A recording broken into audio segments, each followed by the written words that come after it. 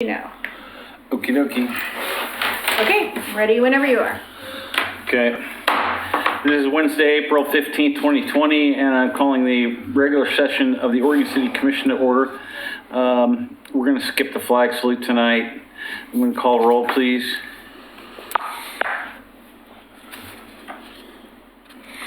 Commissioner Rocky Smith. Here. Commissioner Denise McGriff. Present. Commissioner Rachel Lyle Smith. Here. Commissioner Frank O'Donnell. Here. Mayor Dan Holliday. Here. Okay, before we get started, Katie's going to be selectively muting and unmuting you guys. So I will call on you in order when we get to something where we need to have conversation. Do they have the wave button or the request to speak button on their screens? They should, if they click on manage participants, and then on the right-hand side at the bottom where it says yes, no, go faster, go slower, there should be a raise the hand option. Everybody see that? Nope. Yes. No, I don't have it on mine. At Find the the, participant button. Oh, I see it now. Okay. Got it, Rocky? Yep. Okay. So if you use that, if you want to speak, that way Katie or I can see what's going on. So we have no proclamation or presentation tonight. Do we have a citizen comment? we do. Okay, who's citizen comment from? The citizen comment is from Curtis Reeser. Okay. And it's the McLaughlin Neighborhood Association, and he is authorized to speak on behalf of the McLaughlin Neighborhood Association, and he is not in the meeting yet, so I'm going to go ahead and add him to the meeting. Is he commenting under the public hearing? No, Okay. he is commenting under citizen comment. Right? So I have now added Kurt Reeser to the meeting, He's still muted. and I will unmute him. Mr. Reeser, this is Mayor Dan Holliday. You're there? Hello, yes, I'm here. Can you hear me? I can. So you have 3 minutes if you want to go ahead. All right, perfect. Okay, my name is Kurt Reeser, and I'm a resident and a property owner in Oregon City. I'm also a member of the steering committee of the McLaughlin Neighborhood Association. My comments are on behalf of myself and the neighborhood group. In our last committee meeting, there was a discussion of another case of a tree removal without a permit on the public right-of-way in our neighborhood. 2 trees were removed along Washington Street adjacent to St. John's Church. Permits were applied for after the fact. My home is adjacent to the Oregon City Pool, and I've become personally interested in how our trees are managed because of the unfortunate tree removals without permits that happened last year. I'm confident that we can agree on the benefits and value of a healthy urban canopy. The pro-tree arguments are well understood, ranging from higher property values and a tax base, better livability, and even global environmental issues such as climate change. The Oregon City website does a great job explaining the benefits. The recent heightened awareness of how common unpermitted tree removals are in the city points to the fact that we need a better way to manage our urban forests. The current process seems uncoordinated and ineffective. We're aware that the city is currently working to revise the tree codes to protect and manage some trees on public property. This is appreciated, but we feel it's only a first step. So we ask that Oregon City make it a priority to develop a comprehensive urban forestry plan. From this, publicly vetted goals with both carrot and stick policies would be developed. As I understand it, your current goals and priorities are to strengthen our local economy and create a more livable city. An effective urban forestry plan is in perfect alignment with those goals. Thanks for the opportunity to speak. Thank you. And do we not currently have something like that going on in the Natural Resources Committee? Yes. So that is in the works in the Natural Resources Committee. We've had to stop those meetings for right now, but that is in their on their work plan to get that done for city-owned trees. Right, for city properties. City So property. this is an example of a private property owner taking out a city tree. Oh, okay. A little different than I think what we were working on. All right. Yep. Okay, thanks, sir. Appreciate your time. Thank you. Bye-bye. So everybody's okay with the agenda, then we're going to move forward with public hearings. We have PC 20-063, AP 20-02, appeal of historic review board approval with conditions for a new two-story mixed-use building in McLaughlin Conservation District at 927th Street. Ms. Turway. Thank you very much. Oh, sorry. Really, before you begin, I'm going to go ahead and admit the applicants or the appellants or whomever they are to the meeting. So I'm going to add some folks here, and they will be on mute, but they can now hear the presentation. Whenever you're ready, Laura. Thank you very much. Before you have Hang on. So the Bogdan audio isn't connected yet. That's fine. They don't have to connect by audio if they don't want to. Oh, okay. All right. Just want to make sure. Go ahead. All right. Before you have an appeal of a historic review board approval of a mixed-use building. The appeal was filed by the applicant related to two conditions of approval. Christina Robertson Gardner, senior planner with the city, is here to share more. All right. We're waiting for the presentation to go up. Yeah, just a second. This might be him that connected by audio. Okay. Share screen. And presentation. All right. And Can you take that to full screen? yeah, just a second. It's taken just There a you go. minute.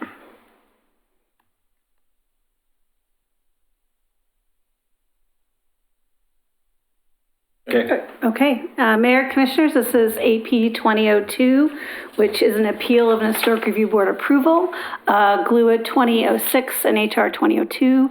This is for a new two-story construction in the McLaughlin Conservation District. Excuse me. The property is located at the corner of 7th and Monroe Street. It was previously the Olson's Pharmacy building that was damaged, had water damaged, and there were two previous historic approvals in 2012, 2014 for new construction. 2012 was a three-story building. 2014 was a two-story building. Those approvals have expired, and the applicant came back this year for requests for approval for a new two-story building on site. Shows a street view from 2018. Once again, this is about a 12,500 square foot two-story building with partial ground floor commercial and residential units, and the second story is all residential units. The church house is an historic designated structure, which is adjacent to the proposed new construction. This is a 3D elevation. You'll see the proposed new construction, ground floor, commercial and residential units, second floor residential next to the church house. The applicant is appealing two conditions of approval, and in this presentation, I will go through the issues related to both of the conditions and provide options for the City Commission this evening. The first condition of approval the applicant is appealing is that the applicant shall revise the floor heights to meet the guidelines to at least 11 feet for commercial areas and at least 10 feet for residential areas. The appellant contends that the condition of approval number 1 incorrectly required the second story residential floor to be revised to require 10 floor height rather than the 8 feet floor height that was included in the plans. And the second condition of approval the appellant is appealing is the applicant shall ensure that the new structured walls are placed at least 5 feet from the church building eave or to meet minimum building code requirements, whichever is greater. And the applicant contends that it only should apply to portions of the wall with windows and doors. Since no windows or doors are proposed for the portion of the wall abutting the church house, a 5-foot setback is not necessary. This is an appeal, so the review is on the record and is limited to those withstanding. The evidence and deliberation should be based on evidence in the record and only the issues raised in the appeal. So I'd like to go through both conditions of approval and provide some background and factors that the Historic Review Board made their decisions with. Condition of approval number 1, again, refers to the floor height of residential, both in the ground floor and the second story, to be 10 feet, with 11 feet for the commercial areas. This shows the street view of the proposed building with, initially the applicant had 11-foot ground floor proposed floor heights, and the design guidelines required 12 foot for commercial and 10 feet for residential.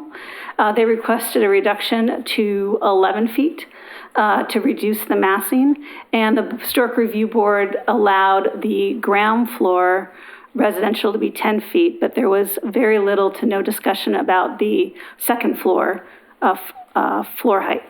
There was some discussion about reducing the massing of the building through reducing the eave pitch, and so the condition of approval was removed that required a higher pitch and allowed the applicant to continue as proposed.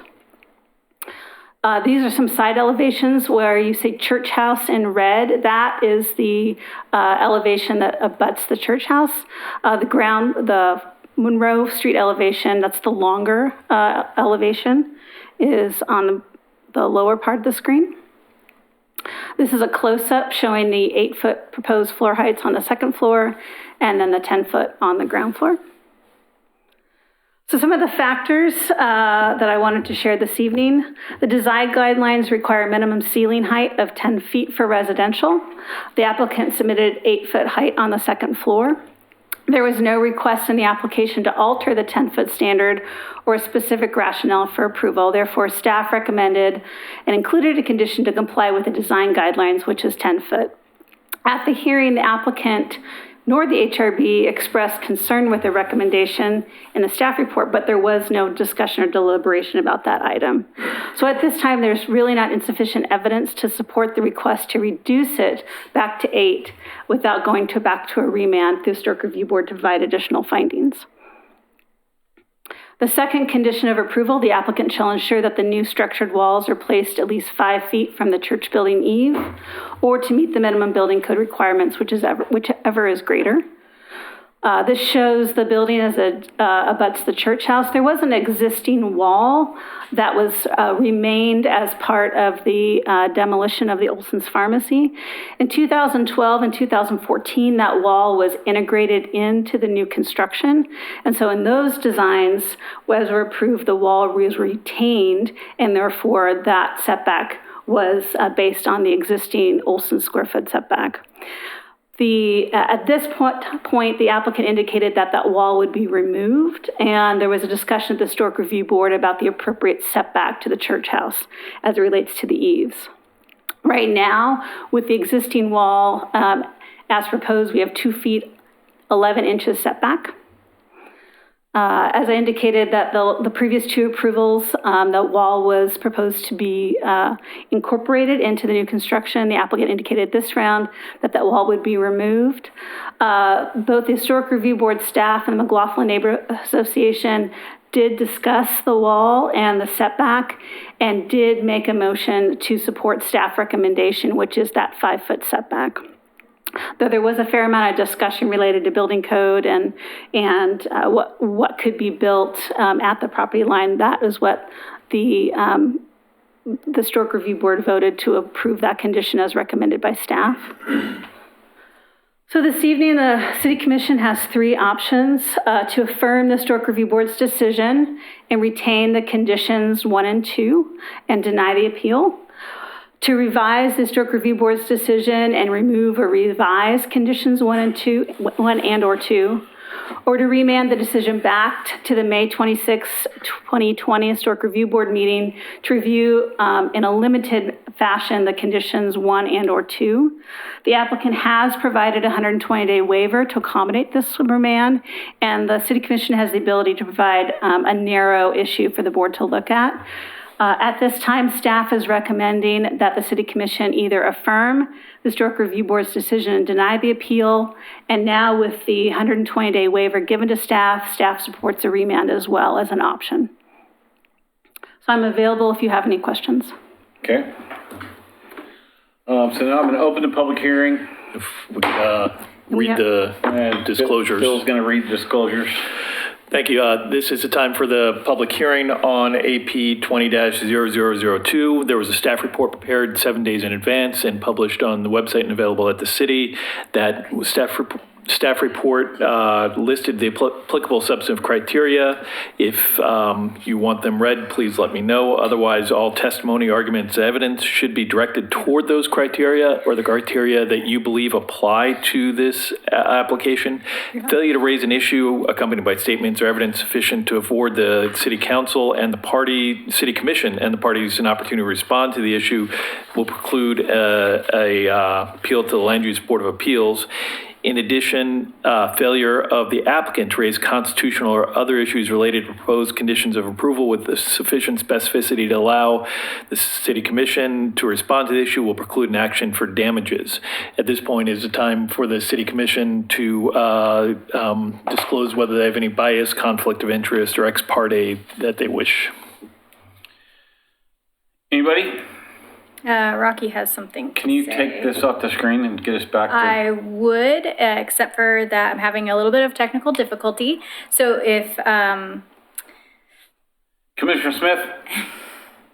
I attended the McLaughlin Neighborhood Association meeting when this was presented, and I live four blocks from the site.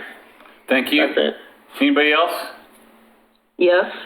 I also attended the same meeting with that Commissioner Smith attended, and I've had I've had some phone contact with the applicants prior to our neighborhood association meeting, which regarded times of the meeting being scheduled, when they could attend, etc. But I have no bias, and I also live within shooting distance of the site. Any challenge to the disclosures of the commission? Hearing none, we'll move on. Okay. So with that, the applicant has 15 minutes. okay, so let me unmute.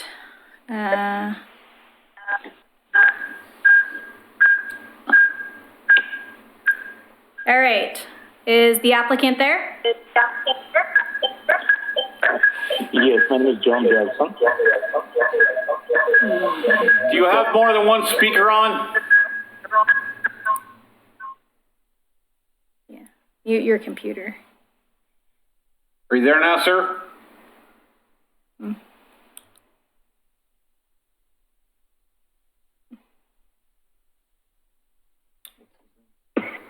John Delson or Bogdan Smolitz? Are you there, John? His mic's off. I have both the mics on. John's on, he's muted himself. Is Bogdan available? Oh, can you hear me? Yes. Okay. Okay, so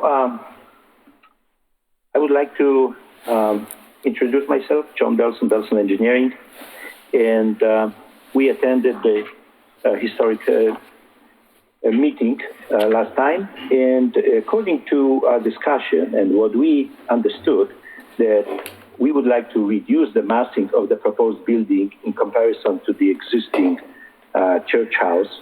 That's why we proposed reducing the height of the building and from the ground level from 12 to 11. And we did not talk specifically about the upper floor, but the upper floor was clearly indicated. We didn't know that the upper floor is in question, the height of upper floor, because pretty much all the apartment buildings we've done in the past always had 8 feet high ceiling, and this, my understanding, is just like a common practice. So when we did hear that the board is in favor of reducing the massing of the building and not to compete with the existing historic building, so we understood that we are only talking about the ground level, and the historic committee approved the reduction of the main level. only after we saw the summary of the board meeting, we noticed that the requirements for the upper floor is also 10 feet, which is kind of unusual, going from the experience and the background and what everything has been done, not only to compete with the existing historic building we propose to reduce, but also to make the building more affordable for future residents, to propose something that would be less cost effective, more cost effective to build and maintain for energy code conservation, and also for the architectural view and appealing. Again, we don't want to compete with the building and put it higher than the existing historic building. That's why, because 8 feet ceiling, especially on the upper level, is a standard, we're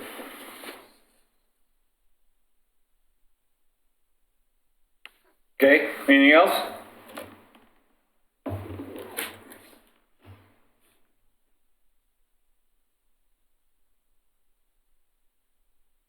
Did we lose him?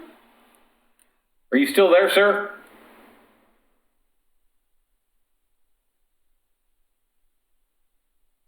I'm guessing we lost him. Okay. John, are you there?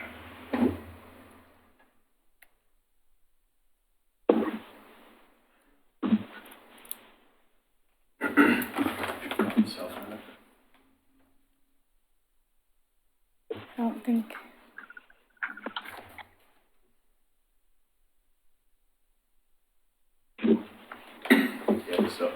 Somebody else's.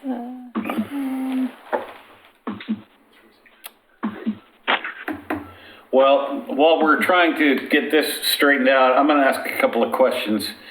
We'll give the applicant more time if they get back on the line. But my question, Christine, is what is the point of the 10-foot ceiling height on the upper floor? Sure. The Historic Review Board created the guidelines in 2006, and there was a goal to make sure that infill in a historic district met the floor heights that were commonly used in historic buildings, and historic buildings often had second floors with 10-foot floor heights.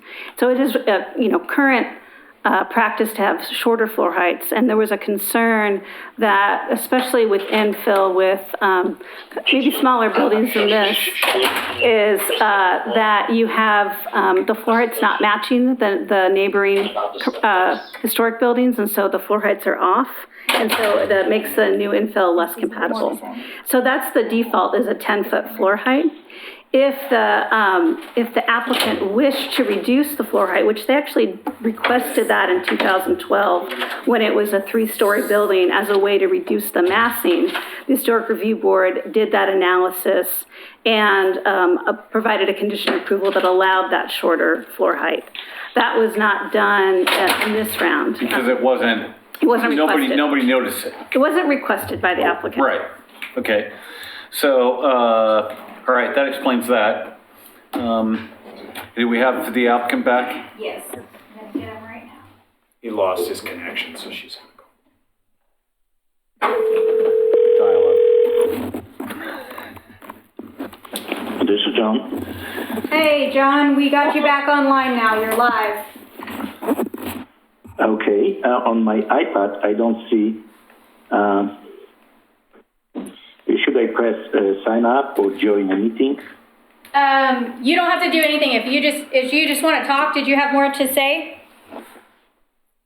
Well, I was explaining the height on the upper floor.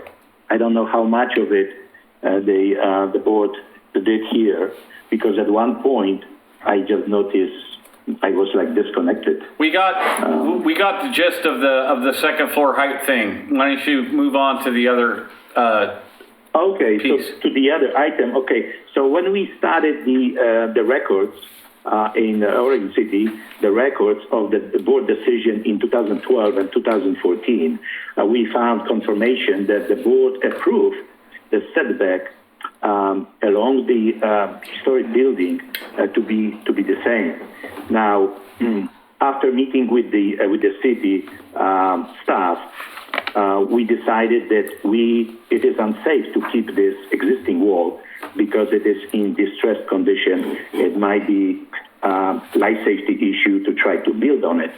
So we increased that already approved setback from 3 feet to 3'8". However, on the upper level, where we have in portion of the building, we have windows or doors, we increase this even more to 5 feet, just to meet the fire code criteria. And so we were confident that this, because it has been approved already twice, that unless the code has changed, that maybe this is more appropriate to keep the same setbacks as we proposed, as it is indicated on the plans. Okay, is that all you have? Yes, I think so. Okay, and is it the same person? Yeah. Okay. All right, well, then we'll move on to, Excuse me, I would like to add one more thing, that we are talking about the distance 3 and 5 feet respectively from the property line. Obviously, the other building is moved a few more feet. We don't know exactly how much. So between the building is definitely more than 5 feet, but we, technically speaking, we are providing the setback from the property line, just like the code requires. Typically for commercial, we can build even up to the property line, but however, we respect the previous setback and we increase this by 8 inches on the ground level. For public comments, we did receive an email today from the McLaughlin Neighborhood Association supporting the staff report for the appeal. In other words, as well as the, oh no, that's a different one, never mind, yeah, okay. So, do we have any other public testimony? No. Seeing none, yeah,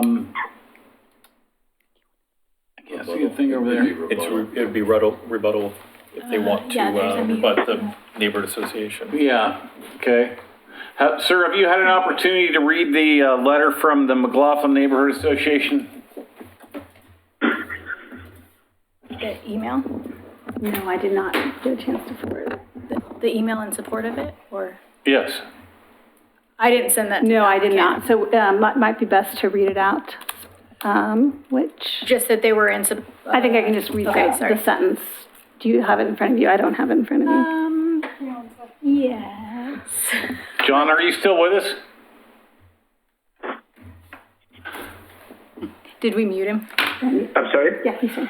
Okay, so she's going to read you a piece of an email that from the McLaughlin McLaughlin Neighborhood Association supporting the staff report. I wanted to make sure you heard that in case you wanted to have anything to say about it. So the McLaughlin Neighbor Association wrote, Cameron McCready from the McLaughlin Neighbor Association wrote Katie today and said, the McLaughlin Neighbor Association wishes to make it known that it supports the staff report and recommended actions regarding file number PC 20-63. Okay. And then, so do you have anything further, John? Yes. Go ahead. Well, again, I don't know if there is more questions as to our proposal, but as I mentioned before, for a number of reasons, one would be to not compete with the existing church building and not to go higher with the new building. And that's one reason we propose to reduce to 8 feet. The other is energy conservation. And of course, the cost of construction and cost of the maintenance later, because there's not many apartments that exceed 8 feet ceiling height, especially on the upper level. Okay. So these are the basic common sense, common reason that we would like to request this. So unless the commission would like to support our request, if not, then we would like to ask remand back to HRB. Okay, thank you. So we can further discuss more details. All right. With that, I'm going to close the public hearing and I will hear from the commission. Commissioner Smith, you want to go first? Hello? Yeah. That mutes him too. Oh, which Commissioner Smith? I always say Commissioner Smith and Commissioner Lyle Smith. So you must be Commissioner Smith. So I guess my only question is, I got disconnected. Oh, no, you're The fine, audio. you're fine. No one said anything. We're just getting commission feedback right now. Okay. all right, so my question would be, if the original reason for the 10-foot second story guidelines were because we want to be consistent with buildings that are next to it, how would this do that? Because clearly the elevation shows with the 8-foot ceilings on the second level, that would be more consistent with the building next to it than the 10 feet. Mm-hmm. So if we're actually trying to do what the code wants us to do, then it makes more sense for this in this particular circumstance, unless there's some reason or some argument against that I'm not seeing. Okay, so to save us a little time on this, I really think, in my opinion, this needs to go back to HRB and let them hash these issues out. I think they're both intimately solvable. Does anybody have an argument against sending it back to the HRB? Yes. Go ahead. Thank you, Mayor Dan. I rewatched all the meetings with regard to this particular subject, and it was discussed to death. I don't really think there's any more information that can be given that wasn't already given. And I think that the HRB was very reasonable in trying to accommodate this. Unfortunately, because there were 2 prior applications, that does not mean that those applications stand on the merits. This is a whole new application, and it needs to stand on its own merits. So I don't support taking this back to the HRB. Well, in my understanding at the HRB, the second story heights weren't discussed in the HRB meeting. Is that right? So there's the 2 issues. One is the second story height. There were findings in the staff report, but there's no verbal discussion at the hearing about second story heights. The second issue about the setback between that property and the church property was discussed at great length. Mm-hmm. So if you wanted to do a remand, you could limit it to one of the 2 issues if you wanted. The applicant, oh, sorry. Commissioner Lyle Smith? Yes, I agree with Commissioner Smith. I kind of look at it and I feel like the applicant is doing everything that they can in order to make this building, comply. When I look at the drawings and the elevations, they're trying to be compatible with the church house, which is next door. I personally don't have any problems with what they are proposing, and our own historic review guidelines say that adjustments can be made in order to maintain character and to support the whole grand intent of the historic review, and I feel like the applicant's kind of done that. So I personally don't have a problem with what the applicant has proposed. And so I would, where I'm at right now is I actually support the applicant, and I'm trying to look at where my options are. I don't Just make know. the motion to approve the appeal. Well, I do have one technical detail. Go ahead. Is that in this hearing, he identified new evidence, and appeals are on the record, and no new evidence is allowed. The new evidence were the rationale that he identified for a reduced second height. That's not in the record anywhere, and so you are unable to use that as a form of consideration. So in other words, there's no finding to support this reduced second story reduction. That's okay, but our own sense of judgment and logic can allow us to look at that. Yeah, you're essentially saying that because he didn't verbally state it or write it out in an application, that we can't figure that out by looking at the drawings? That Commissioner O'Donnell has raised his hand. Yes, Commissioner O'Donnell. Or it's Frank. Come in, Frank. I know, I tried unmuting him, but it's there. Okay, am I unmuted now? Yes. Yeah. So I think it's important to distinguish there's two very specific issues. One, I think, is fairly simple, which is the height of these interior ceilings. But the other is a little bit more complex because my understanding in reading the document was originally when the applicant decided to utilize the existing wall adjacent to the church house, that would have enabled them to come right up to the distance where the existing wall is from the property line. And once they abandoned that existing wall, then they fell under the provisions that they needed the 5-foot setback. And staff can advise me if that's correct. This is something the Historic Review Board had on. It's looking at compatibility. When the applicant in 2012 and 2014 proposed to use the existing wall, that was kind of looking at an existing condition with the wall removed. The Historic Review Board did not see the wall as an existing condition and looked at the proposal as a fully new construction and looked at compatibility setbacks and with that eye. Well, quite honestly, it was very specific that as long as you're using that existing wall, you could maintain that existing distance. And once you abandoned that wall, you fell under the newer guidelines. Is that not a correct interpretation? That sounds like more of a building code interpretation. The Historic Review Board was looking at the compatibility of the new construction. In 2012 and 2013, they proposed using the existing wall. This round, the wall was not part of that analysis, so they saw it as a blank slate review. And so I think they looked at the compatibility of the new building next to the church house and some opportunities for additional setback that maybe weren't part of the discussion in 2012 and 2014. I think your summary is correct, Commissioner O'Donnell.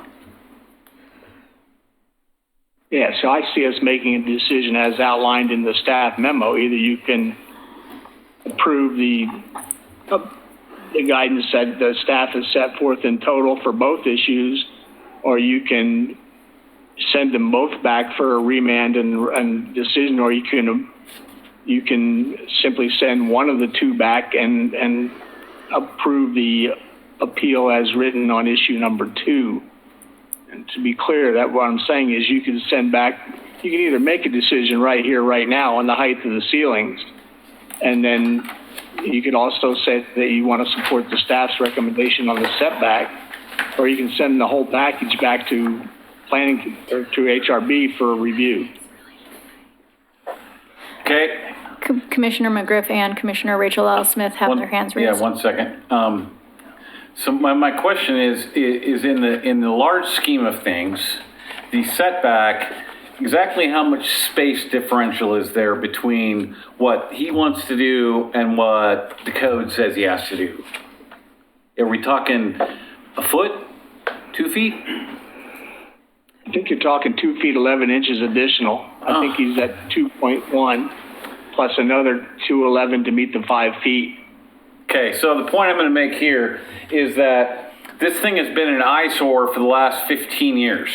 And we've been trying to get something built there for a long time. We have a person who is willing to build a building and to put some more housing into the McLaughlin neighborhood. I'm not sure we should be so picky about this one little tiny item. I know we have people that, want it to be down to the, square inch, but I think we have to have some flexibility with ourselves. And I think that's what Commissioner Lyle Smith was alluding to here. Commissioner Smith, you had your hand up? I think Commissioner McGriff was before me. Oh, I thought it was, okay. Commissioner McGriff? Yes, thank you. I have a comment and then I want to make a motion. The 5-foot setback was, my understanding, agreed to, and it was a request by the adjacent property owner, Bob Swan. He wanted to see if he could push that back so that his building was not being compromised. And I think that is a reasonable request, and that's what the Historic Review Board heard. Staff is shaking their heads here. I wasn't there. Pardon? Staff is shaking their heads. The staff member who did this is on maternity I leave. wasn't at the meeting, so I don't know. Oh, okay. All right. Go ahead. Okay, but anyway, so my motion is that we approve the portion of the HRB approval regarding the 5-foot setback, and that we concur that we can compromise and reduce the height, the building height for the second story from 10 feet to 8 feet. That's my motion. I'll second that. Further discussion, Commissioner Lyle Smith? Well, I guess I want to discuss the wall a little bit It's not there anymore. more. It's going to be gone. So you're talking about, I guess I just want to make sure I understood. Right, so the wall's not there. So they were requesting, I believe their setback that they're requesting abides by building code, correct? So the only issue here is because HRB doesn't like how close the building is going to be next to the church house. Correct. Correct. Okay, I guess. Commissioner McGriff said no, and staff said yes, so. Thanks, I didn't pick up on that piece. So, under building code, they're fine. The way the condition was written is 5 feet or whatever is required for building code, which my understanding is 5 feet. If there's, whichever is more. So if building code requires 5 feet, it's 5 feet. And if the Historic Review Board wants a setback to be 5 feet, whatever is more, it prevails. Commissioner Lyle Smith, can you straighten me out on that? Excuse me, say something. No, Can I? no. So the analysis should be done against the Historic Review Board design guidelines and criteria, so you can ignore the building code for the time being. Yeah. I can, but I'm not going to. Commissioner Lyle Smith, can you give me your analysis again? Well, that's what I'm trying to figure out. So it sounds like the property owner or the applicant is wanting to offset 3 feet, and HRB wants to offset 5 feet. Is that correct? More or less. Yeah. Well, So I guess my final thing is I feel like we're splitting hairs. And when I went back and looked at historic photos, I looked at how close that Olson building was to the church house. And the church house, their eave essentially goes right up, smack up to that property line. So in all fairness to this property developer, I'm not sure why. I feel like we're kind of penalizing the applicant because the church house just, has an eave and stuff that goes right up to the property line, but we're not willing to grant any leeway for the new construction just because it's new construction. who's next? Who's next? Nobody raised their hand. Okay. All right. Well, we have a motion and a second on the floor. Now Denise has raised her hand. Commissioner McGriff? Yes, thank you, Mayor Dan Holliday. You have to understand, Commissioners Lyle Smith, that the Olson building was built before the historic district was in effect. I doubt that once that district was in effect in the 80s, that building would have been allowed to be that close. The church house has been there since the late 1800s. So I think the setback that as was agreed to and requested by the adjoining property owner is not unreasonable. And I think, again, they're compatible with the building code. So 5 feet will give a little bit more breathing room between the two buildings and allow for the district guidelines to be in effect. So it's not splitting hairs, but I understand your point. But, like I said, I went back through the entire record for all the meetings, and I even found, was given some notes from the neighborhood association where Mr. Swan was there and asked the applicants for the 5 feet, and they agreed. So maybe they didn't know what they were agreeing to, so I don't know. So I think it's reasonable. We're making a compromise. All right. We've got a motion and a second on the floor to approve the appeal of item 1, right? And to either deny or send back to HRB item 2. No, uphold item 2. Uphold item 2. Okay. So is there any further discussion? Call a roll, please. Okay, I'm gonna share my screen really quick. so that they can see the roll call vote. Okay. Commissioner Frank O'Donnell? Oh, he's muted. Muted. Did we lose him? No, No. he's got his muted. Frank, unmute your phone. I'm not on my phone, I'm on my computer. All right. I'm going to abstain from the one. I need to ponder this for a moment because I don't understand if sounds like there's zero setback on the existing church house. True. That's true. Okay. An abstention. Well, we're in the middle of a roll call, so Okay, so Commissioner Rachel Lyle Smith? I'm still pondering too. I'm trying to,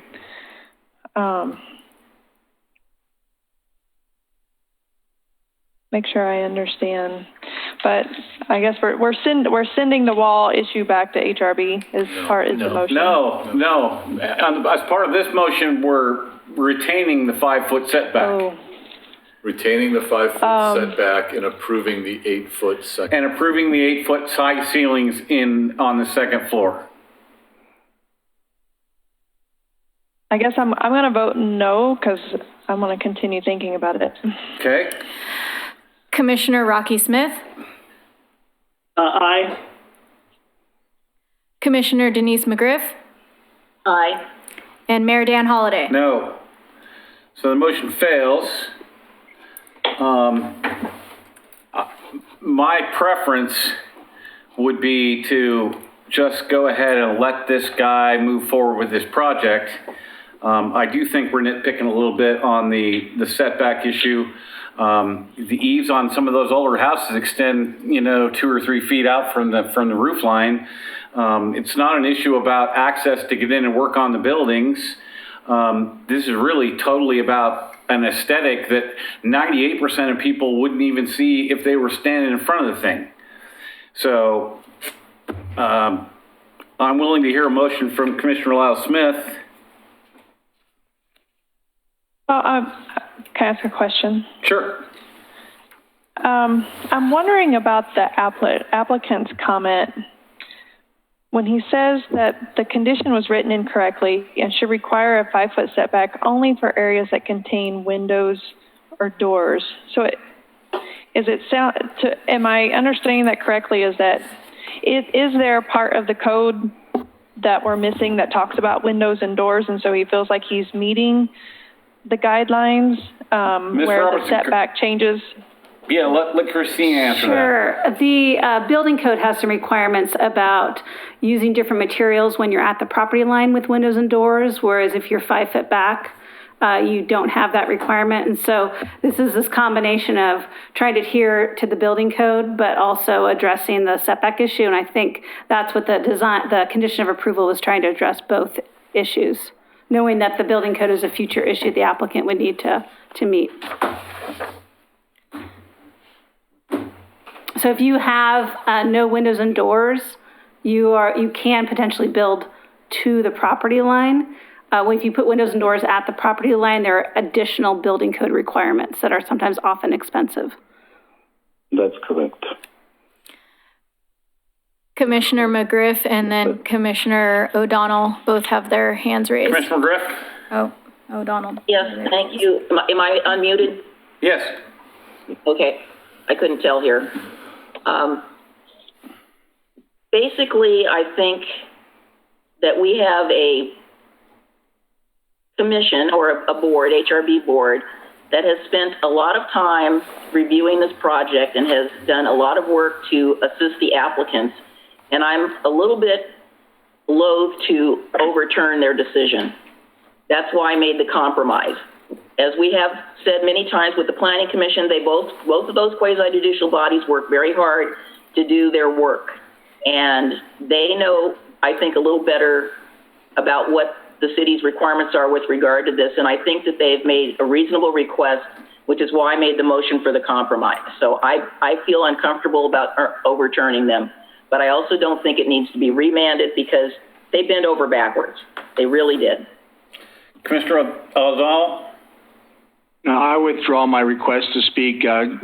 Christina Robinson answered the question on the second part of her response, and it had to do with how close you can build to the property line if you had a structure with no windows or doors on that face.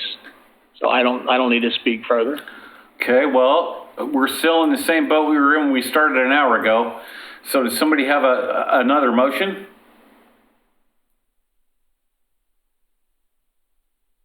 Don't all speak up at once. We can share the options again. The last slide.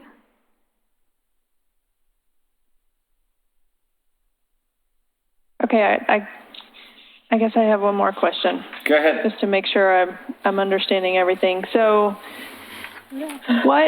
what is the reason that HRB is asking for a 5-foot setback? Is it because it is within their guidelines to have a 5-foot setback from the property that's adjacent and next door? Is Yes. it a preference thing? Okay.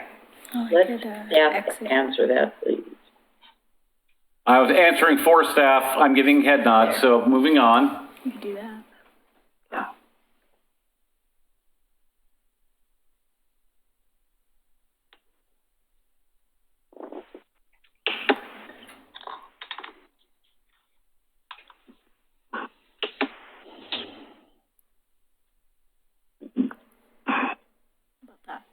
Can I see that? Yeah, we're sharing screens. I'm challenged with the thought that we're going to make this builder go back and redo a lot of work for 1 foot and 4 inches, which is I think what we're talking about. They said they're doing an offset of 3 foot 8 inches, and HRB is asking for a setback of 5 foot. Is that correct? Yes. Does Denise have her hand up? Anybody Do what? asking me to Denise have her speak? hand up? Oh, yes, Denise does have her hand up. Commissioners. Commissioner McGrath? I just want to make sure that Commissioner Lyle Smith understands the staff recommendation with regard to the condition that talks about the building code and or the HRB requirement, which basically are the same thing. So I don't know if you saw that. I just looked at it again. So it's one or the other, which I'm willing to let that decision be made with regard to that particular issue. The motion I'd like to hear is we approve the both conditions of, let's see. Approve the appeal. Revise the HRB's decision and remove or revise conditions 1 and 2. That's the motion I would like to hear from somebody. I'm not comfortable with that. So, Ms. Turway, are you saying that the 3 foot 8 inch setback will not pass building code or the site plan and design review? The applicant has set back the second story with windows and doors farther to meet 5 feet. What they're requesting is the ground floor without any windows and doors. And while I'm not the building official, my understanding is that can be built to the property line. It's only with the windows and doors, and the second story of that elevation is what is set back to have that 5 foot already. And that's what's proposed in the plans. And what the condition requires is the ground floor, in a sense, to meet what the second floor setback is. And I can example. So basically, we're talking about 16 inches. Mm-hmm. Slide 11 has 11. Okay. Yeah. Okay. 10. that one. Is Christina showing us something? Yes. Okay. Yeah, so it says church house, that is at their proposed, 2 feet, 11 inches. The second floor, well, it's an elevation drawing, you can't see it, actually is set back to meet the 5 foot building code for windows and doors that aren't rated. that's helpful. So what this condition does is it sets back the ground floor, which is just a solid wall.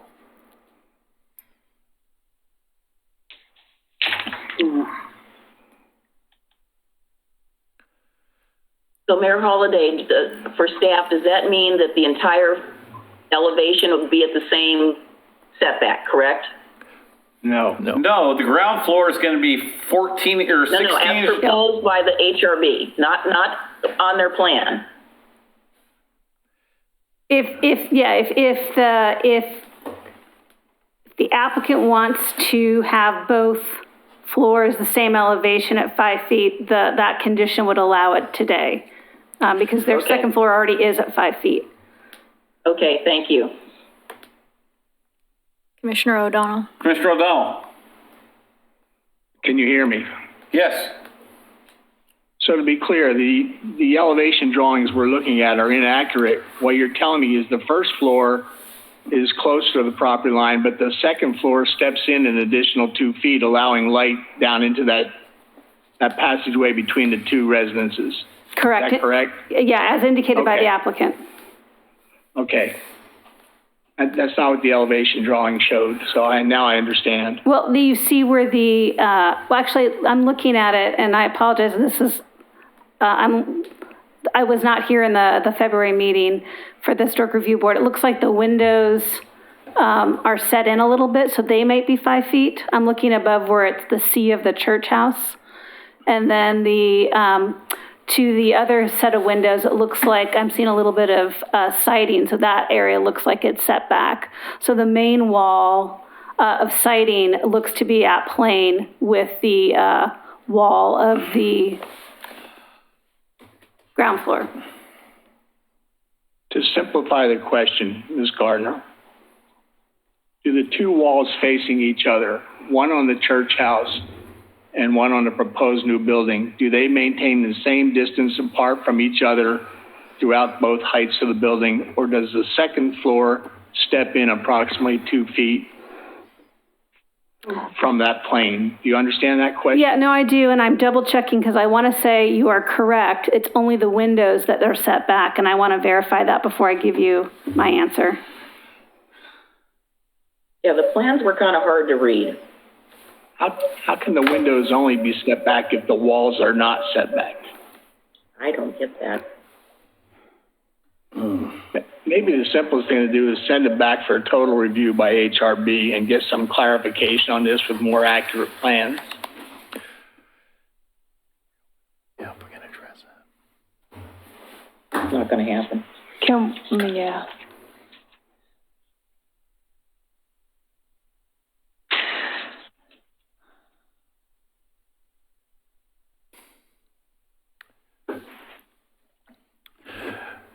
So on the plan set in the packet, looking at sheet A1, the 7th Street Northeast front elevation appears to show the second story and the first story in alignment.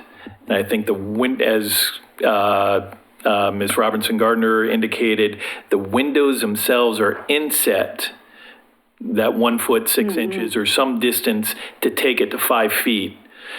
Building code would allow a closer window, but by reducing it, the building code requirements are lessened. And so that, as I understand it, is why the design is as it is. That's correct. I'm looking at the floor plans.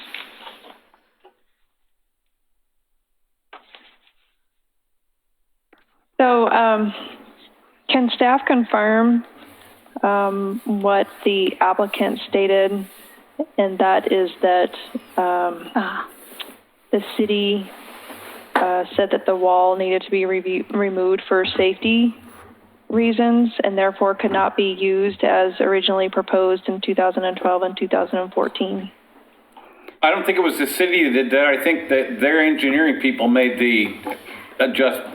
They may have talked to our building staff. I'm not aware. We haven't done a plan review on it for building. Yeah, There so may have been some advice, but I'm not unaware of anything formal. My guess would be is that their construction engineering people looked at that thing and saw that it had been sitting out in the weather with you know, for that many years, and they didn't trust it to incorporate into their new building. Correct. I guess I feel like we're kind of penalizing them because they're not using a wall that was deemed no longer safe. I agree. It's attached here. I just don't know where. Oh, okay. Then yeah, just, I'll show you. Mr. Mayor, Commissioner McGriff. I can tell you that from the previous requests, not by this applicant, but the previous applications, again, which are not valid, because it's a whole new application, there was a request by the property owner and the McLaughlin Neighborhood Association to move the new building over so that it wouldn't compromise the church house. So that request has been on the record for the last 3 applications. Okay. And with the wall no longer being structurally sound, it really lend itself to an opportunity to try to do this. Because no, it looks pretty, if you have looked at it lately, I was over there yesterday, it's bad, it's really bad. So we're spending an hour and 15 minutes talking about 16 inches. Really? Can somebody give me a motion, please?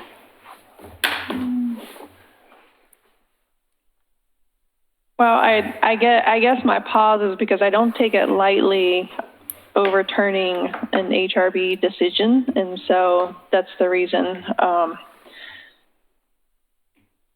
that, and this has been kind of confusing. I'm willing to make a motion. Commissioner O'Donnell. We're pondering this, and I think some of it is we're uncomfortable with the specifics of the information.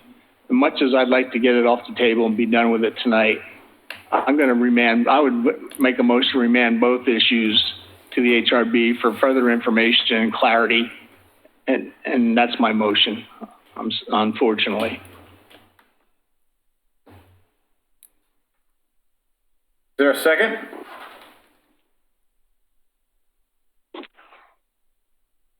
I'm not seconding it. I don't know what the other options are. No, and I guess because I'm going to go back to support Commissioner McGriff's motion, so I would be willing to go back to her motion. Can I remake that motion? There's a motion currently on the table. We didn't get a second. Right, but it hasn't been. Well, I'll dispense with the motion on the table for lack of a second. Commissioner McGriff? Can she make a motion? Yes, I'll go back to my original motion if our city attorney says I can do that. Somebody voted no. I believe it's somebody who has, since it is the same motion that was done previously and was rejected, somebody who was in the majority rejecting it would have to make that motion. Okay, so I'll make the motion that we, trying to find the right term, dismiss the appeal on condition number 1, which allows the 8-foot second story You want that up on the screen? height, and I support the staff's recommendation of the 5-foot setback, which is condition number 2. Second. Okay, so Bill, you want to straighten that out? Question, just to clarify, what you're suggesting is that you would accept the applicant's position on appeal issue 1, that the height would be reduced from 10 feet to 8 feet, but you would accept reject the appeal and accept staff's conclusion on issue number 2, that the setback would be 5 feet. Is that correct? Yes. That'd be the residential units of the second floor. Okay, so it's been moved and seconded.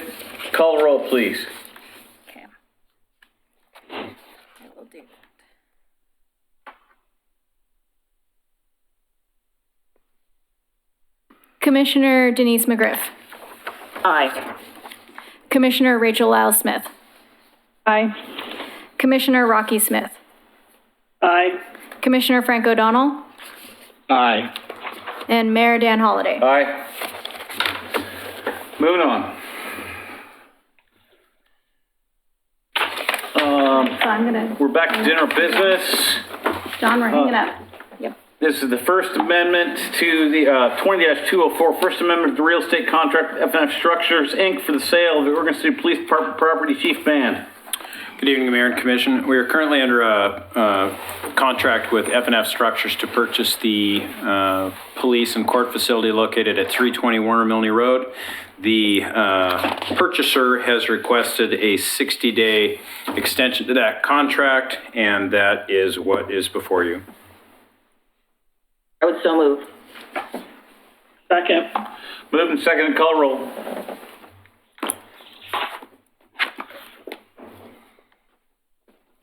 Commissioner Denise McGriff. Aye. Commissioner Rachel Lyle Smith. Aye. Commissioner Rocky Smith. Aye. Commissioner Frank O'Donnell. Aye. Mayor Dan Holliday. Aye. On to 7B, 20-214, Coronavirus Economic Relief Response, Oregon City Business Debt Relief Program. Mr. Conkle. Thank you, evening commissioners. The impact of COVID-19 pandemic on employers everywhere is extensive. On March 23rd, 2020, Oregon's governor issued Executive Order number 20-12 in response to the COVID-19 crisis, thereby closing a large variety of businesses in the state of Oregon. In response to this mounting crisis on the small business community within Oregon City, the OC Business Debt Relief Program is designed as an initiative to address operating costs of small business that were forced to close due to the executive order and small businesses that remain open and operational. Regrettably, this program cannot help every business in Oregon City to limit available funds. Furthermore, it is recognized that the program will not make up for all the financial losses experienced by the business grantee. The program will continue until while funds are available. The target businesses are for-profit enterprises with 15 or fewer full-time employees, not including the owner, that have an existing Oregon City business license as of March 23rd, 2020, and are not a franchise or national chain. The proposed grant award criteria are that a business that is currently open and operational or is closed due to forced closure because of Governor's Executive Order number 20-12. A business can demonstrate a loss of income due to COVID-19. A business that operates within a commercially zoned brick and mortar building within the official municipal boundaries of the city. An independently owned or operated small business that is a tenant of the building from which it is operating and have a commercial lease or mortgage for the space in which it is located. Unfortunately, due to limited resources, home businesses are not eligible. A for-profit enterprise that has been in operation within Oregon City for at least one full year, does not have any existing Oregon City government lien against it, and that it complies with local, state, and federal guidelines regarding social distancing, disinfecting procedures, and in-store occupancy limitations. The costs eligible for grant expenditures are rent costs applied after the executive order, utility costs after the governor's executive order, such as water, sewage, electricity, gas is considered. Commercial liability insurance coverage during the current year of operation. One unpaid existing working capital line of credit, one unpaid existing business-related credit card debt. The grantee may also request assistance for one eligible use, not multiple needs, and the grant funds will be paid directly to the debt source identified by the business grantee and not directly to the grant recipient. So we are proposing a grant program, total amount of $200,000. We tried to make the grant award criteria black and white, yes or no, either you meet it or you don't, so that it's not subjective.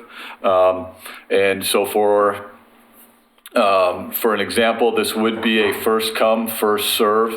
So we would take them in as they are submitted and process them. We wouldn't have it open for a set date and then go through a scoring or a ranking. It would literally be, if you come in, we will put you in the order that we received. We will review it based on the criteria, and then we would issue the check to whoever the debt is owed to from our finance department.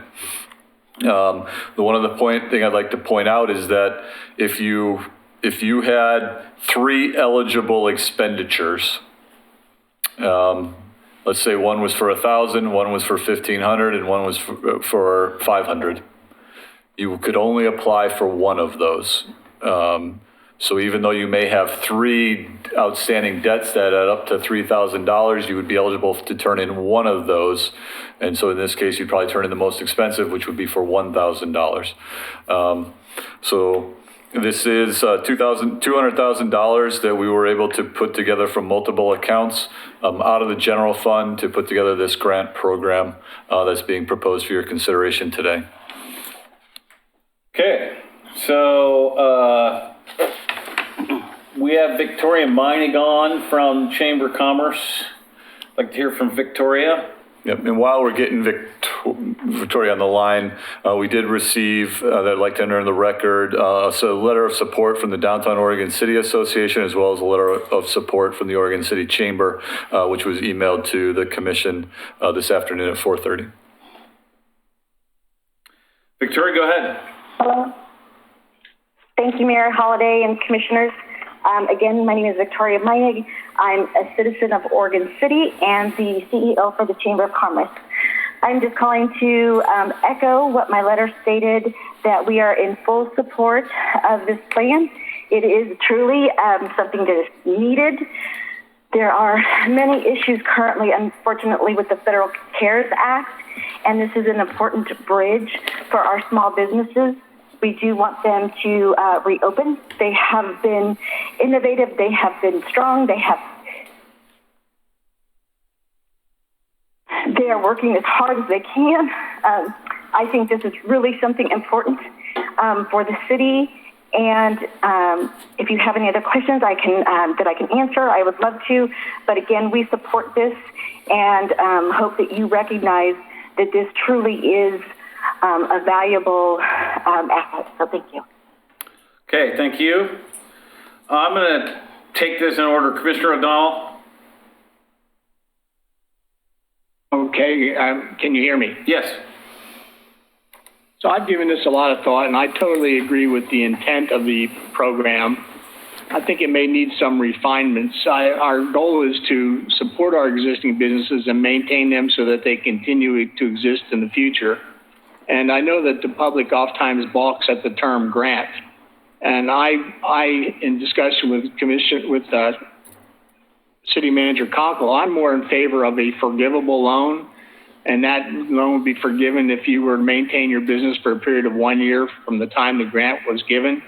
I think there's also some other shortcomings in the plan that it doesn't talk about granting help to sole proprietorships, nor does it talk to those who are operating their business where they own the business and have independent contractors who we know will get paid under a Form 1099.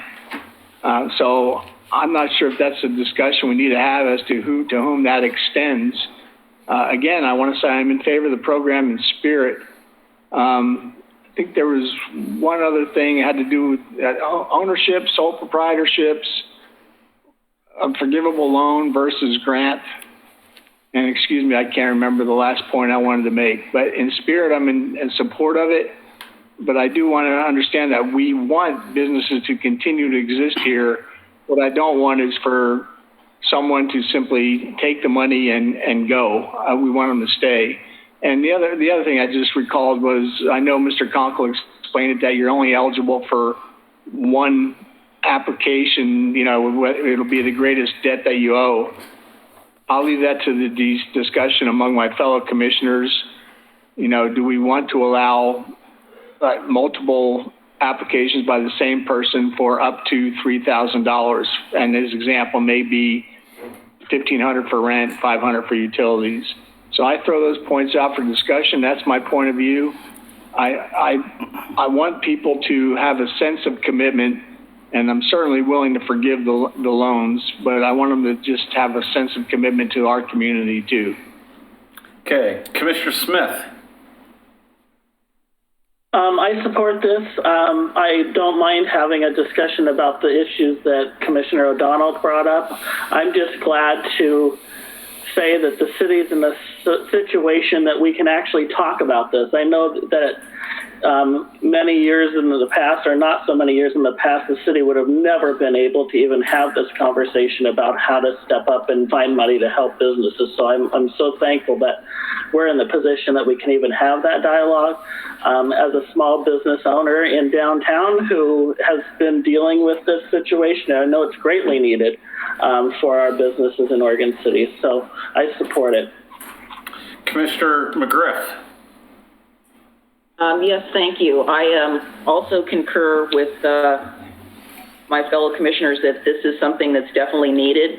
I agree with Commissioner O'Donnell that I think we need to include sole proprietors that meet all the other criteria and also have 1099 contractors, because that is a lot of our small businesses. I did a quick review of 15 of those types of businesses in downtown, and there's a double that number in the Midtown and Hilltop. And unfortunately, I don't know if any of you have had a chance to go online and look at the material that's being proposed by the federal government for the CARES Act. Wow, it is really tough. It does not cover sole proprietors. It appears not to. I tried answering a couple of the questions as if I was one, and it rejected it. So I think we are, unfortunately, a lifeline in that regard, and I would like to have a discussion about that. But thank you to Mr. Graham and Mr. Conkle for this fabulous idea, and Mr. Parno for helping find the money. The SBA actually has that program. So there's a $10,000 forgivable grant under the SBA program for sole proprietors and those folks. That's what Commissioner Mum applied for in Canby for her business. Could you say that again? I missed the first part. You were garbled. The Small Business Administration, on their website, there's the Emergency Something Relief Program. And that's a $10,000 grant. It takes about 10 minutes to fill out. You include your bank information and all that sort of thing, and it should just go out. It's a pretty standard program for the SBA after an earthquake or flood or something like that. So small businesses that are sole proprietors can get that when they don't have any payroll to apply under the CARES Act. Thank you. Commissioner Lyle Smith. Thank you, Mayor. I agree with all of the comments that have been said. I was really happy to hear that the city was putting together something to support our small businesses. I agree with Commissioner O'Donnell and others about sole proprietorships. I'll give you a couple of examples. The lady that cuts my hair, she rents space in a brick and mortar building, and therefore she has her own business. Just because she doesn't own the brick and mortar building and because she doesn't pay 2 other staff people doesn't mean that her business isn't just as valuable. There's tattoo parlors, there's massage therapists, there's a whole variety of those sole proprietorships that kind of operate under that model or mode of business. So I would just like to include them in this. It's first come, first serve. If they don't show up and participate, then that's fine. But I would love for them to at least have the opportunity. I guess I'm interested in hearing Mr. Conkle or maybe Mr. Parno's thoughts on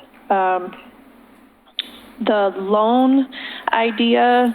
I believe that you were probably suggesting a grant as far as making it easy for paperwork. So maybe if you can give us your thoughts on that. And then secondly, is under the scenarios that we provided, could a business show that I'm trying to figure out what paperwork they would have to show in order to get to like $3,000. So you're saying one expense. So say they've had only 1 month's rent. Could they say I need April and May's, and therefore I'll need the full $3,000? Like I'm trying to help our businesses as much as possible to get to the $3,000 by going with the rules of this. I can only submit one thing. I'm trying to figure out why we're doing I can only submit one thing, and are there any options for them so that they could really utilize the full $3,000? I think and Tony can speak to this, but I think the reason is that we have a limited amount of money, $200,000, and if every business took $3,000. I think Frank told me it was like 64 or 65 businesses would be helped. And we have substantially more than 65 businesses in Oregon City. So the idea was to, the one business's biggest expense, we take care of that, and that leaves money for other people, so it gets farther out into the business community than just, $3,000 for each business. And I'm going to take my turn now. I think we need to take all these suggestions. I don't think this is an emergency that we have to get done tonight.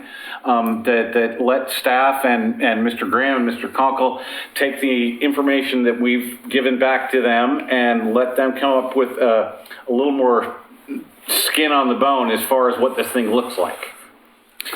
Can Mr. Graham answer the question about the loan versus the grant? And then, whatever else you'd like to add. Okay. Good evening, Commissioners, Mr. Mayor. When you think of, I wish we had $2 trillion to spread around. And the mayor's correct, we do have limited funds.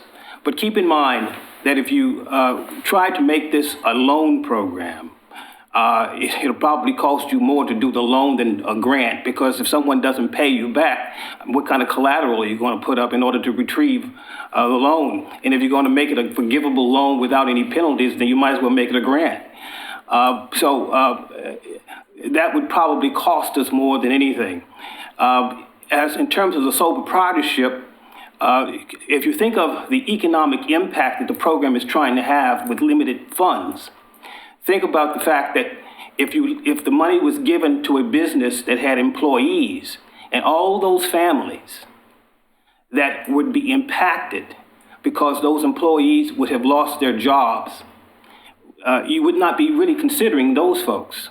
So you really need to consider thinking about making a grant to a business that has employees whose employees have families. So it's a domino. The point of this was to create a domino impact for the community. If you made it to a sole proprietorship, knowing that we only have a limited amount of funds, you would cut out all those families, and that would be unfortunate. In terms of, I think it also tenants.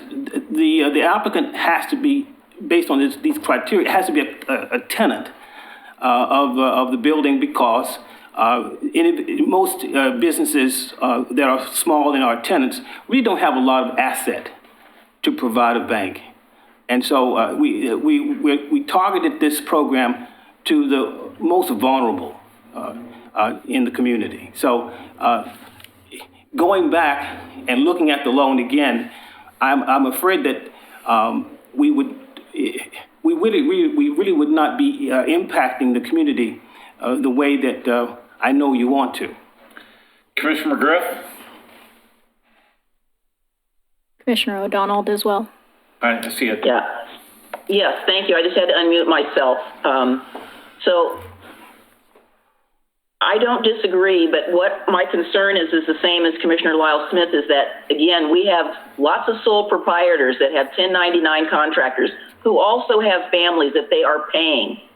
So you have somebody that is renting a space in a building. They have people that work with them and for them, but they're not employees, but they're still making payroll.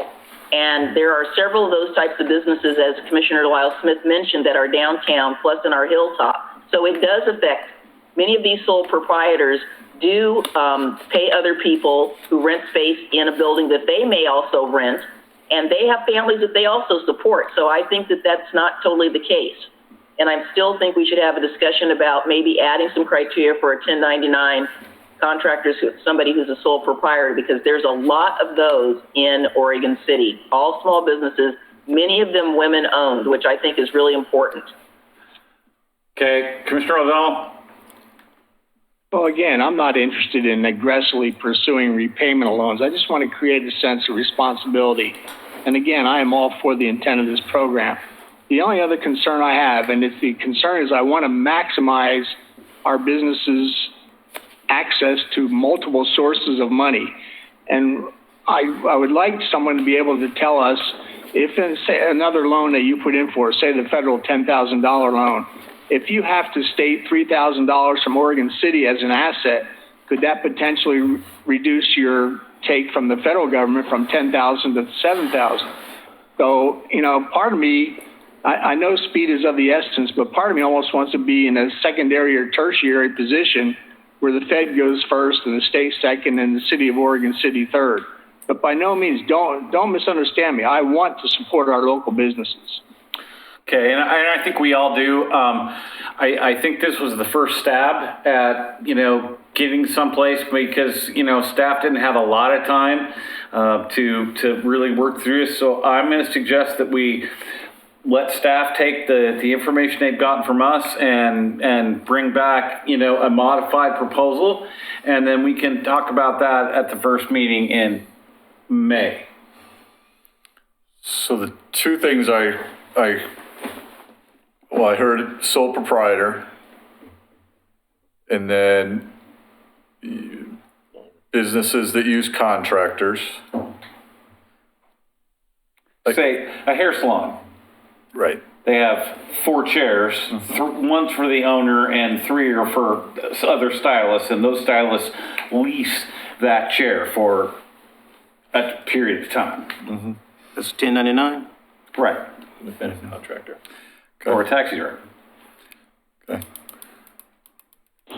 Okay. So would there be a situation if you're a sole proprietor and you're the only employee?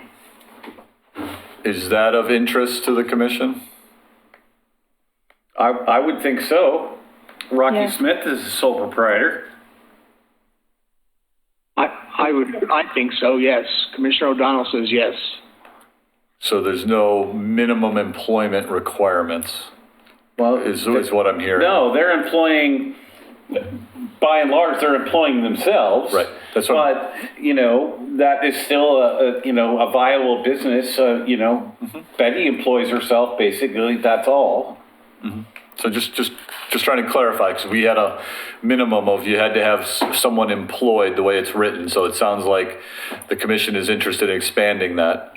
And then could we have just a little bit of direction on the loan part? Because if we're not going to require collateral, I don't know what we would write. Why don't we, rather than make it a loan, why don't we have a box there that says, I fully intend to maintain operations of my business in Oregon City for the next 12 months. And if folks are comfortable with that, we can certainly do that. Would that? I'm okay with that. Come close to satisfying you, Commissioner O'Donnell? Yes, that satisfies me. The other thing is I'd like some degree of confidence that if we were to go first and provide, say, a $3,000, I don't want to adversely affect the ability of these businesses to maximize their grant from other sources, namely the federal and the state. Now, I don't know if that can be spoken to or not. Let me take a shot at that because I think we can. This is novel and pardon the pun, in that the city is going to write the checks to the landlord or to the utility or whatever. So it really doesn't come into their money system as far as the business is concerned. It'll be taxable income. Yeah, but I agree with that, Mr. Mayor. At that point, it's not an asset; it was a direct payment. So I agree with that. I think that satisfies any concerns I might have since we're paying direct debtor. Can we just do one more thing? One more thing. Oh, yeah. Go ahead. Oh, yeah. You. Can we just have a little bit of discussion about the proposal has one debtor payment, even if it's only $1,000, if that's your maximum. Where does the commission feel about that in terms of trying to spread the money over multiple businesses? We'll take on your biggest debt up to $3,000 versus we'll take 3 of your debts up to $3,000, knowing that potentially that limits the number to 200,000 divided by 3,000, so 65, 66. Yeah, I am more along the lines of, give us one. And that spreads it out to more people. You know, if your rent payment's $1,000, then that's it. If, you know, some places have huge utility bills depending on what they do. So I would like to see it that way so it spreads out to more folks. And I realize that, you know, it's not a bunch of money, but right now, anything else. Commissioner McGriff? Yeah, I agree with you. I think that one thing is reasonable. I do know of several businesses downtown that unfortunately pay $3,000 or more a month in rent, which is kind of shocking, but I think rent is probably the most critical item because not all the landlords are being reasonable in deferring rent. So I agree with you. Okay. So do you have enough information, Mr. Kunkel? Yes, thank you. All right, then staff's gonna go back and look at the scan. They'll bring it back to us the first meeting in May, and we're gonna move on. 20-217, Resolution 220-09, declaring emergency exempting construction activities associated with the Myers Road extension and the Northwest Natural Gas Company's Oregon City Transmission Reinforcement Project from the prohibition against unlawful noises on a temporary basis. Holy cow, Mr. Lewis? Can you keep this short? We can. Okay. Can you hear me? Yeah. Yes. All right. So thank you. As many of you may know, we have a municipal code that relates to disturbing the peace, and it's really about activities after hours. And whenever we have that situation, and especially when we're in a residential neighborhood, we bring that back to the city commission to get authorization to do night work. That's what this is about. There's two projects. It's a little messy because usually we do it one project at a time, but both these projects are timely. It's related to work in Highway 213 at Myers Road or near Myers Road. The first project is the Northwest Natural Gas pipeline project that they're working on along Myers Road. They need to get across and do tie-ins in Highway 213. And then obviously the Myers Road project, they're getting ready to get out into Highway 213, and ODOT is mandating that we do that work at night. So we're kind of between a rock and a hard place here, and we're asking for this declaration or this passage of this resolution so that we can move forward with that work. And there was a question raised by Commissioner McGriff today via email about are there some constraints around this?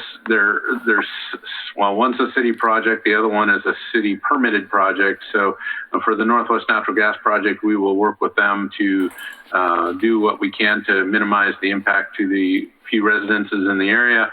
And then our own project, we will be working with them as well to the degree we can. I think most of their heavy work is going to be quite a distance from the residential properties, but again, we will continue to work as we always do with contractors to minimize impacts to the neighboring properties. Commissioner Smith? I'm just curious, there's not very many residential properties near that intersection or that close, correct? That's correct. Do we notify them in a special way, or? We can, and we should. I wouldn't mind that, but I will? I know that's it. Yep. Commissioner Lass Smith? Yes, my only comment is, so I live right on Myers Road, and I can tell you that the Northwest Natural work is not at all quiet. In fact, it shook our house for days, like literally everything in our house rattled. So that is the work that I'm most concerned about, just because I experienced it. And if that were happening right outside my residence at midnight and 2 a.m. and 3 a.m. overnight, I would be super unhappy. And so I don't know that much about the ODOT work or the intersection work that needs to happen with Myers, but I'm intimately familiar with the Northwest Natural work, and that really concerns me. And granted, I was really close to it, but I can't imagine that 40 more feet away from where my house sits would make that big of a difference. And so I'm just really concerned about that. And I don't know, I mean, is there really just no way around it? conversation with ODOT, we've pressed pretty hard to do some of this work, especially that work could be, diverted with traffic control, and their position has been no allowance for daytime work in Highway 213, even under the reduced traffic conditions that the COVID scenario has produced. So we'll keep pushing them on that, and I hear you loud and clear, and agree that it is loud and clear in the middle of the night. So we need to work on that. So we'll keep working on that. I would like to get the authorization through this resolution under the understanding that we'll do all we can to minimize that impact. Commissioner Well, can our notification, Oh, go ahead. I'm sorry, can our notification say that this is an ODOT requirement and not a City of Oregon City requirement that they work at night? It sure can. Excellent. I mean, if the other commissioners agree to that, I just, if this were my option, I would never, ever agree to this. But if ODOT is not really giving us an option, then I feel like we should put the onus on ODOT, because I would prefer to really not put any residents through dealing with that overnight. Excellent point. Commissioner McGriff. Yes, I think that was one of my concerns that I expressed to Mr. Lewis, is that with everybody being home now, this is going to be even more of an impact, even if it's just a few residents. I mean, if you're working from home and you're sleeping and you hear clunky, bangy noises at 2 o'clock in the morning, that's not real helpful. So is there any way we can have you come? I have no problem approving this, but I want it to be approved subject to working with Northwest Natural Gas to come up with a plan that minimizes the noise. I don't know what that would be, but just tell them that we really need them to try to do this work quieter. There's got to be something. Well, just give us the, just know that we will work with them on that. And, it's kind of the standard kind of work that happened near Commissioner Lyle Smith's house. It's, they got to saw cut the pavement. The pavement's obviously deeper. They got to dig the trench. They got to backfill the trench, those kind of things. If anything, we'll work with them to do that in an accelerated way, prep it early or do something, but we'll work on that with them. Okay. Can you follow up with us on that, please? Is email okay with you? Sure, but I mean, I'd like the entire commission to be aware of what they're going to try to do, because I think they can do it. We just got to ask them. Commissioner O'Donnell. Question for Mr. John Lewis. Does the ODOT mandate for night work extend to both projects or just to one and not the other? Does it extend to the Northwest Natural Gas project? Yes, the ODOT, actually it's the ODOT, it's the Northwest Natural Gas project that's, their permit is specific to night work only. It's the Myers Road project that they've had a change of heart on. So, but the Northwest Natural Gas project is specifically requires night work. Then the only voice that I would add to Mr. Lyle Smith and others is simply that if there are aspects of the work that are more noisy than others that can be completed during the day, I'd like every consideration given. For example, they can do the concrete cutting during the day or whatever represents the most disruptive noise volume. Try to work with us, and we'll have to leave that in your hands. Is there a motion? I would so move. Just to clarify though, John, we're not, per the permit, they can't do any work like at 3 p.m. in that intersection, correct? That's right. We will continue to work with ODOT and the contractor though, between now and when they want to start the work. I think having this feedback is helpful. So what's their start time? For the Northwest Natural Gas work, their start time, their permit specifically states 9 p.m. Okay. To what end hour? 5 a.m. Wow. All right, Commissioner McGriff made the motion. Is there a second? Second. Moved and second. Further discussion? Hearing none, call roll, please. Commissioner Denise McGriff. Aye. Commissioner Rachel Lyle Smith. Aye. Commissioner Rocky Smith. Aye. Commissioner Frank O'Donnell. Aye. Mayor Dan Holliday. Aye. Can I have a motion for the consent agenda? We have some. So moved. Wait, No, hold on. Hold on. Sorry. We're gonna pull something. Hold on, we have something to pull from the consent agenda? You mean to take it off completely? Yes. Okay. Item 8C, I think it is. Okay. Was it 8C? Scattering Canyon Project? Is that correct, John? 8C? Yeah, that's correct. And I guess just some background on that. I don't care. Commissioner Roll it Wild. on. Okay. Motion and a second. Call roll, please. Okay, I'm sorry, who moved? Commissioner McGriff, and Commissioner Smith was the second. Okay, thank you.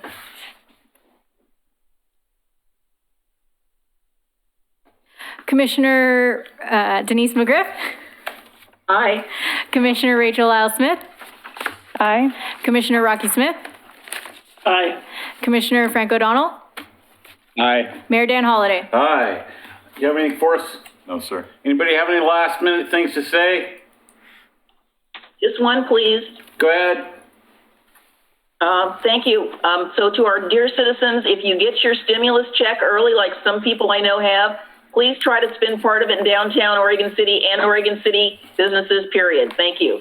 Thank you. And just for you guys that get up early, I'm doing a 6:30 spot on KXL tomorrow morning. With that, Who is? I am. Oh, fantastic. All right. We're adjourned. Thank you. What are you talking about on the radio?